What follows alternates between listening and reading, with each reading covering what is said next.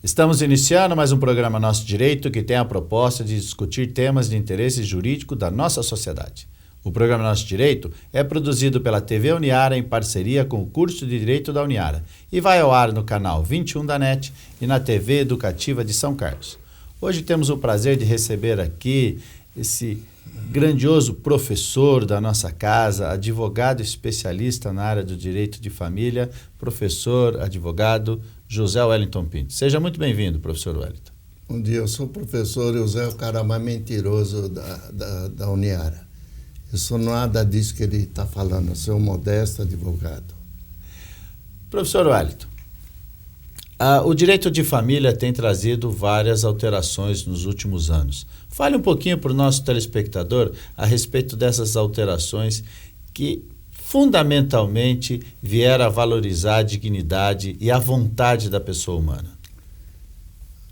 Me permitam não ter aquela cerimônia de palestra, fazer aquela linguagem rebuscada, ficar reto assim, deixe ficar à vontade, que eu quero explicar essas alterações para o cidadão. Eu quero ter a liberdade de virar a perna aqui. Pode olhar que eu estou de saia comprida, não vai acontecer nada. Veja bem, meu povo. Quando o legislador elabora uma lei, é porque aconteceu um fato social. Esse fato social tem que encontrar uma solução. Então, o legislador é sábio nesse sentido. Sente o fato social, leva a discussão no Congresso Nacional, as comissões estudam, elabora-se uma lei, há uma colaboração muito grande das instituições de direito ligadas àquele tema, nesse caso, direito de família, o papel do Instituto Brasileiro de Direito de Família, que é o IBDFAM, do qual eu sou associado, colabora muito. E o que os grandes nomes do IBDFAM pregam? A lei tem que ser clara para que o cidadão a entenda. Nós, advogados, somos os simples intérpretes, procuradores, temos um mandato daquele cidadão que nos acompanha, nós temos a obrigação de conhecer a lei tecnicamente, mas o cidadão tem que entender a lei de um modo bastante simples, numa linguagem clara, objetiva, para que ele saiba como ele pode resolver um problema que o aflige. Quando ele vai ao judiciário, sim, ele vai procurar uma assessoria técnica do advogado. Então, é essa linguagem que eu quero usar nessa oportunidade. Falando a você que está na sua casa, no sofá, eu quero falar sobre as alterações no direito de família que aconteceram nos últimos tempos. Eu quero ser rápido, econômico numa introdução para entrar no cerne da questão, o que nos importa.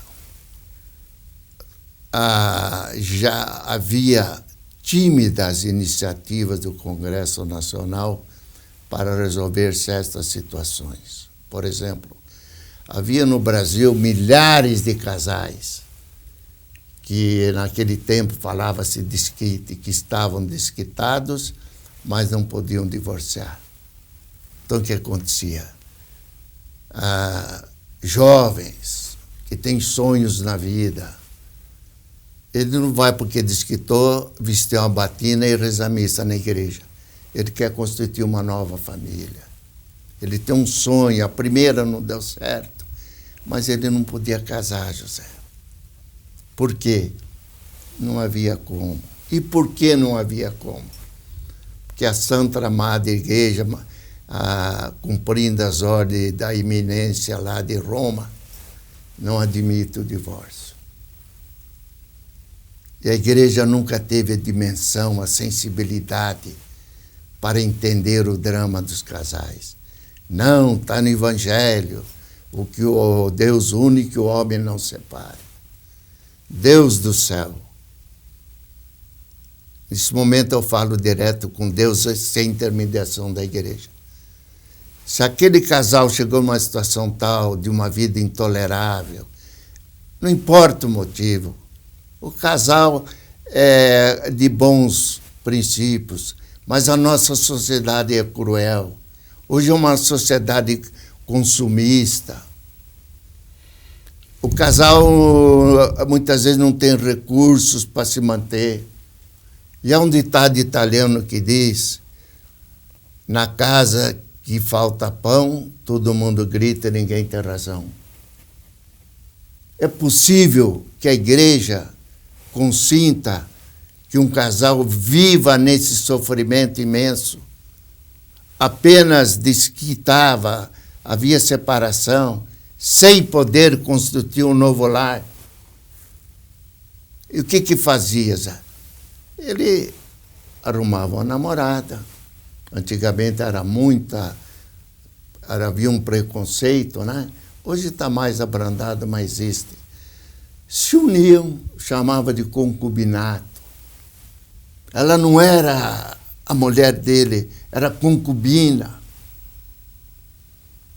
Aí a Constituição foi alterada por uma emenda constitucional, graças ao grande jurista, que eu tenho uma grande admiração por ele, deputado federal Nelson Carneiro, do Distrito Federal, então Estado do Rio de Janeiro, que batalhou intensamente e quando o presidente Ernesto Geisel conseguiu que fosse promulgada a emenda constitucional, alterando as constituições de 120 anos atrás, tornando possível a dissolução do vínculo conjugal através do divórcio. Então, esses casais, aos milhares no Brasil, suspirou. Agora sim, eu posso casar no civil com a minha companheira. Meu filho vai ser registrado. Ele não podia ser registrado. Punha lá filho, chamavam de filho natural. Então, junho de 77, foi promulgada. E graças a esse bravo jurista e parlamentarista, grande figura do Congresso Nacional, ícone da legislação brasileira, Nelson Carneiro, que teve debates memoráveis com o padre Arruda Câmara. Eu guardei, esse livro está no meu arquivo. Mas não adianta falar que eu não empresto para ninguém, não sai da minha biblioteca. Esse livro eu gosto de ler. Então, em consequência, foi promulgada em dezembro de 77 a lei do divórcio. Então, o cidadão fazia separação judicial, havia só a dissolução da vida do casal. Os cônjuges se separavam, mas não podiam casar novamente. Agora eles podiam casar novamente. Faziam a separação judicial, mas aí entra a igreja. Mas eles têm que pensar bastante. Só depois de 2 anos que vai fazer o divórcio. A decisão, José, eu sei que para o casal é uma decisão cruel, mas eles não são maus, mas é a sociedade consumista que amargura o casal, com os filhos pagando mensalidades altas. Eles não têm condições de vida. Surgem as divergências, são naturais, separam. Mas eles são jovens, muitas vezes têm sonhos maiores. Podiam casar novamente. Precisamos de um breve intervalo, mas já retornamos.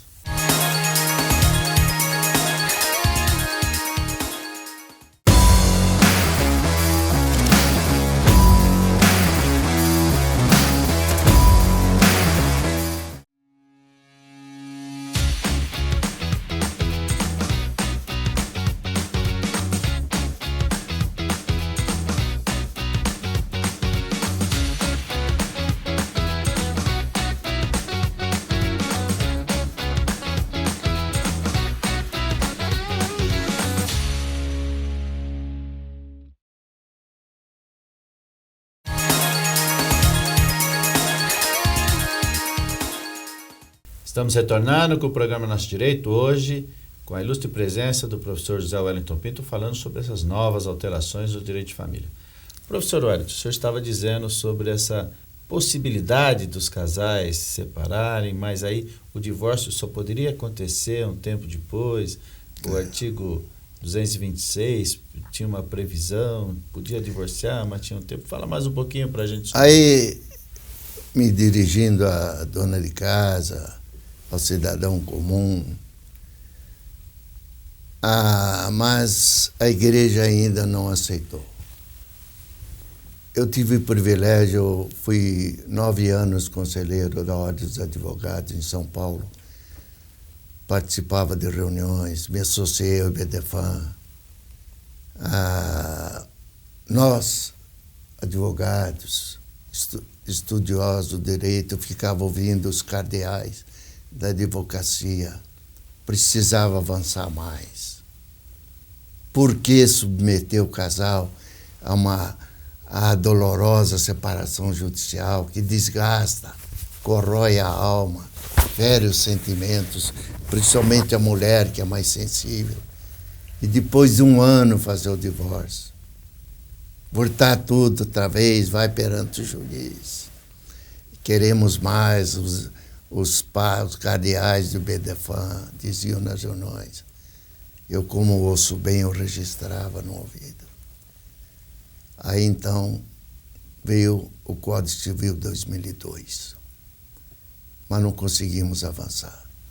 Ele manteve a separação judicial. E para separar, o que o interessado tinha que dizer ao juiz? Minha mulher está me traindo, meu marido bebe demais, fica lá no... Como é que chamava aquele bar perto da minha casa? Aquele famoso lá, a Rei Bar, que devia ter sido conservado, como faz a prefeitura. Como é que foi o conserva? Patrimônio, né? O Rei Bar, muito mais importante que outras coisas que existem na cidade. Uma ocasião eu passei por acaso lá, que não era meu costume, embora eu morasse perto, e vi lá uma figura, era Rodolfo Tellaroli, tomando uma cerveja. Eu falei, não posso perder essa oportunidade. Eu preciso pelo menos cumprimentar esse cidadão. Ficou 1h30, José. Só tratamos de assuntos de alto interesse. Porque era corintiano Rancho. Ele falou 1h30 sobre o Corinthians. Eu não sabia muita coisa dos manos lá, aprendi com ele. Então, José, cidadão aí, Código 2002 manteve aquela separação judicial. Tinha que falar para o juiz, minha mulher é uma vagabunda. Aí o pessoal do IBDFAM falava, não precisa mais separação, foram ao Congresso, fizeram lobby, reuniu-se a comissão de juristas. Então surgiu finalmente o divórcio constitucional. Você não precisa mais fazer separação judicial. O que é mais importante, José, o Estado, o juiz, não precisa mais invadir a privacidade do casal. O casal faz uma petição, naturalmente a técnica do advogado que faz. Nem conversa mais com o juiz. Protocola, vai para o juiz, os dois assinam, eles querem o divórcio. O juiz não precisa saber por quê. Nem interessa ao juiz, ele fazia em razão da lei. Mas por que o senhor deve divorciar? Aí um palestrante lá nesse congresso que eu fui no Sul contou uma passagem que eu acho que ele inventou. Antes, ter um motivo, a mulher não tinha motivo nenhum. Então ela chegou para o advogado, doutor, eu preciso separar. Não tinha o divórcio ainda. Mas separar. Não, separar não é simples, precisa ter um motivo. Ela pensou, não, eu tenho um motivo, sim. Qual que é? Excesso de afinidade. Aí ele pegou o código, o dicionário, leu lá. Não, aqui está. Falta de afinidade.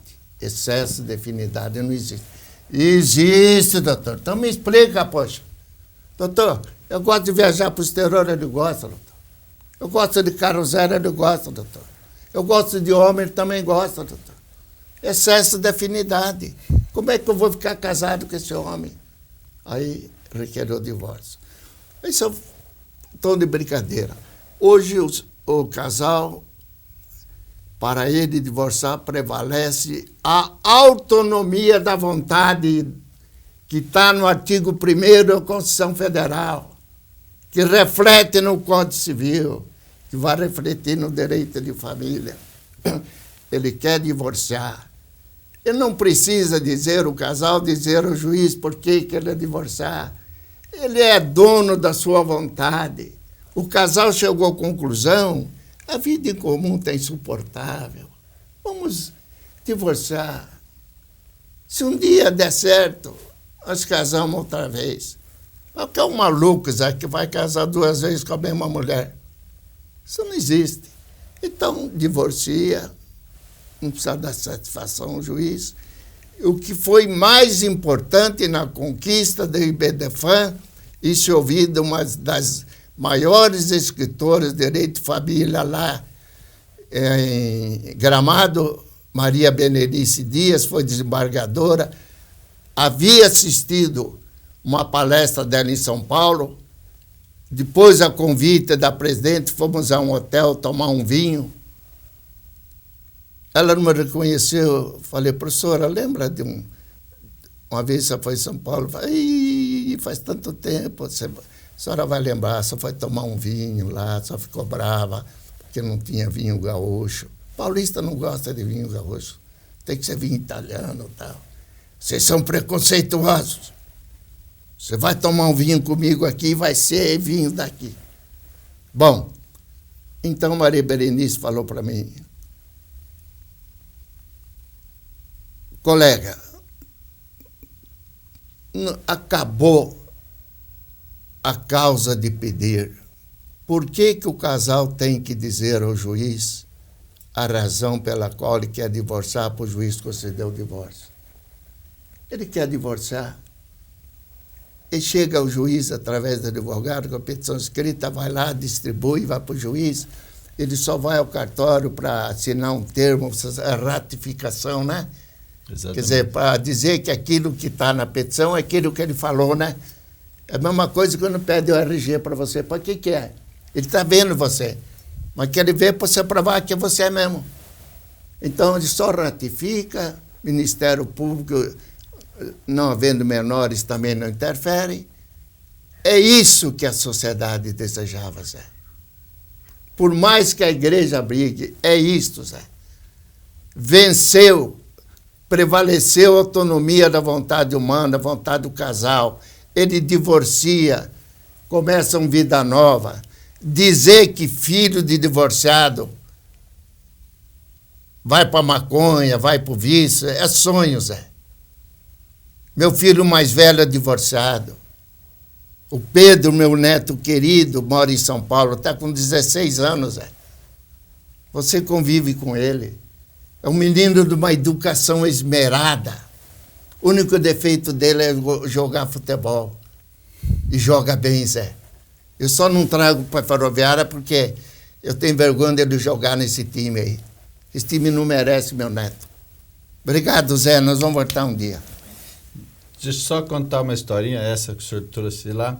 Há alguns anos eu fui procurado para fazer uma separação de um casal e eu disse, vocês não têm que separar. Não, nós queremos separar. E eu não me lembrava que eu tinha dito para eles uma coisa que veio. Outro dia eu encontrei um amigo que tem uma empresa de decoração, falou, eu vou fazer um casamento de um cliente seu, de uma cliente sua esse final de semana. É uma que você falou que eles não deviam separar porque eles iam casar de novo. E eles casaram de novo. Mas eu não me lembrava que eu tinha dito isso. Isso foi dito por ela. Ela disse para ele. Falou, olha, o meu advogado, quando eu me separei, falou, você vai se casar de novo. Você casou com o mesmo homem. O pior é isso. Ela casou com o mesmo cara. Não é que ela casou de novo. Aquele que ela tinha feito a separação, ela se casou de novo. Você imaginou usar 3 vezes cada ano em Buenos Aires passar lua de mel? Que delícia, não? Essa é uma maravilha, né? Professor Wellington, estamos chegando ao final do nosso programa. Suas considerações finais. Agradecer. Eu digo o seguinte, o povo precisa conhecer a lei, filho. saber quais são os direitos dele e exercê-los com liberdade. É isso que nós precisamos conquistar. Obrigado vocês são muito gentis, mas para com esse negócio de professor, chama de Wellington, advogado, pronto, acabou. Não vem com essas frescuras de professor, eminência. Acabou. Hoje recebemos aqui o professor Wellington e chegamos ao final de mais um programa Nosso Direito, mas nos vemos a semana que vem.